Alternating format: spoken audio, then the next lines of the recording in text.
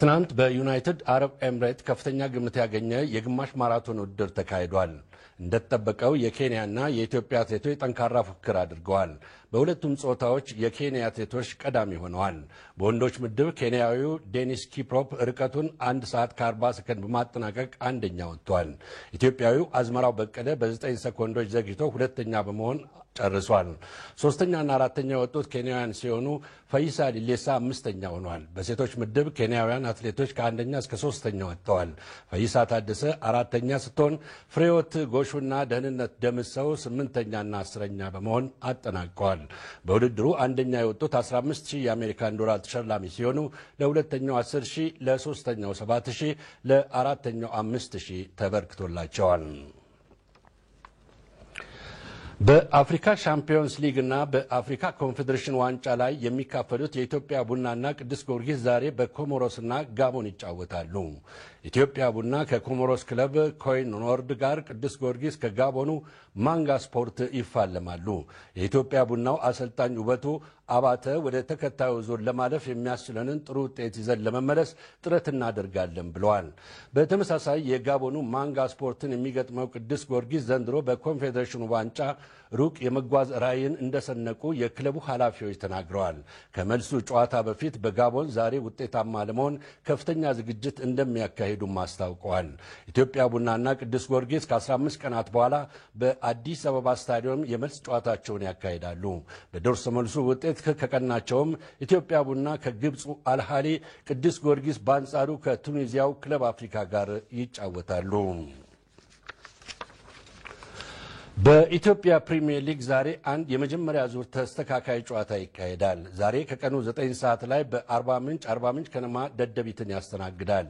በደረጃ ሰንጠረዡ ሶስተኛ ላይ የተቀመጠው ደደቢት በጨዋታው የሚያሸንፉ ከሆነ ነጥቡን ከኢትዮጵያ ቡና ጋር እኩል 23 ያደርሳል።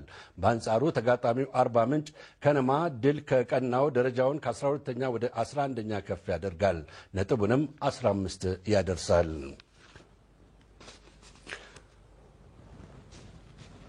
አምስተኛው የመንግስት ከፍተኛ ትምህርት ተቋማት የስፖርት ፌስቲቫል በወንዶች እግር ኳስ ወለጋ ዩኒቨርሲቲ እና ወሎ ዩኒቨርሲቲ በሚያካሂዱት የፍጻሜ ጨዋታ ነገ ይጠናቀቃል። እስካሁን አዲስ አበባ ዩኒቨርሲቲ በ5 ዋንጫዎች ይመራል። ግርማቸው ኔው ከአምቦ የስልክ ሪፖርት አለው። በአምቦ ዩኒቨርሲቲ አዘጋጅነት እየተካሄደ የሚገኘው አምስተኛው የመንግስት ከፍተኛ ትምህርት ተቋማት የስፖርት ውድድር ዛሬ 15ኛ ቀኑን ይዟል። ነገ ወለጋ ዩኒቨርሲቲና ወሎ ዩኒቨርሲቲ በሚያካሂዱት የወንዶች እግር ኳስ የዋንጫ ጨዋታ ፍጻሜውን ያገኛል። ወለጋ ለፍጻሜው የደረሰው ድሬዳዋ ዩኒቨርሲቲን 3-0 አሸንፎ ነው። ወሎ ዩኒቨርሲቲም አዲስ አበባን 1-0 አሸንፎታል። ተሸናፊዎቹ ድሬዳዋና አዲስ አበባ ዛሬ ለደረጃ ይጫወታሉ።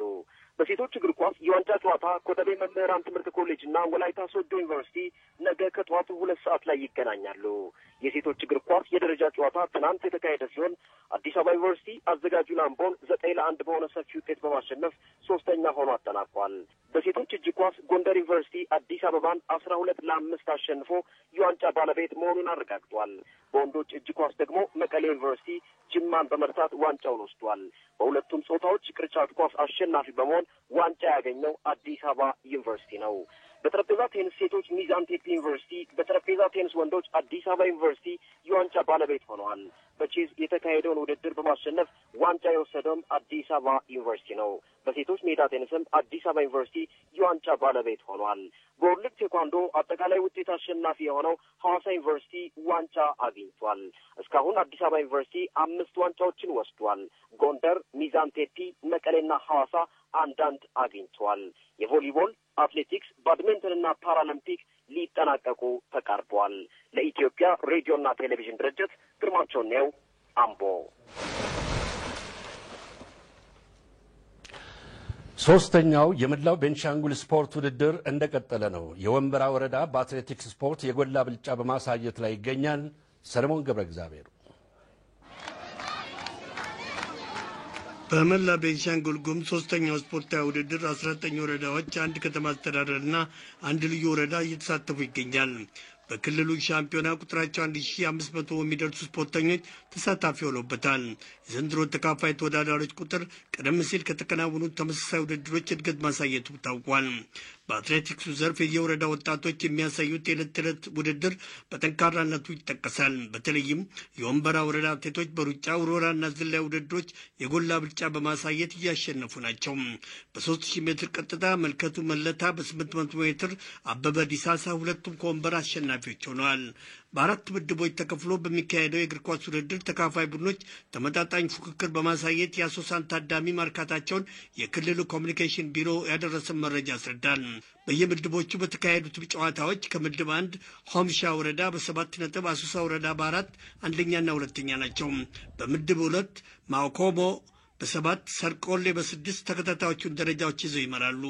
በምድብ 3 አሶሳ ከተማ አስተዳደር በ7 ነጥብ ይመራል። ፓዌ በ4 ነጥብ ሁለተኛ ነው። በምድብ 4 መንጌ ወረዳና በሎጂ ጋንፎዬ አቻ 7 ነጥብ ቢኖራቸውም በግብ ተበላልጠው አንደኛና ሁለተኛ ሆነው ቀጣይ ግጥሚያቸውን ይጠባበቃሉ። የአሶሳ ከተማ ነዋሪ በየመወዳደሪያው ስፍራዎች ተገኝቶ ስፖርተኞችን በማበረታታት ላይ እንደሚገኝ ቢሮው አስታውቋል።